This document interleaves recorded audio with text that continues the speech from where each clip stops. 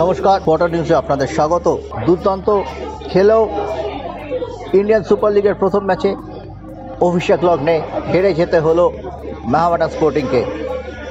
সন্তোষপুরের কিশোর ভারতী স্টেডিয়ামে আয়োজিত ISL এর এই ম্যাচে একেবারে শেষ মুহূর্তে আলাদিনের গোলে নর্থ ইস্ট ইউনাইটেড মেহাবাডান স্পোর্টিংকে হারিয়ে দেয়।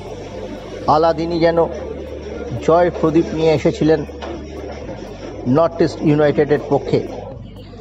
যদিও ম্যাচে মেহাবাডান স্পোর্টিং দুর্দান্ত লড়াই করেছে, দ্বিতীয়ার্ধে চমৎকার খেলেছিল তারা। রেমসেঙ্গা যদি নিজের লক্ষ্যে অবিচল থাকতে পারতেন তবে নিঃসন্দেহে ম্যাচের রেজাল্ট অন্যরকম হতো। যাই হোক, স্টেডিয়ামে প্রায় 11,000 লোকের উপস্থিতিতে মেহাবাডান উজ্জীবিত ফুটবল খেললেও কোনো পয়েন্ট না নিয়ে ফিরছে, এটা দুর্ভাগ্যজনক। গোলের ক্ষেত্রে নর্থ ইস্টের একজন খেলোয়াড় মেহাবাডানের স্টপারকে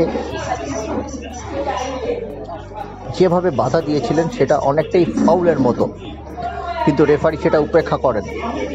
দেখা যাক এই ধাক্কা কাটিয়ে আগামী দিনে মেহাবাডান স্পোর্টিং ঘুরে দাঁড়াতে পারে কিনা।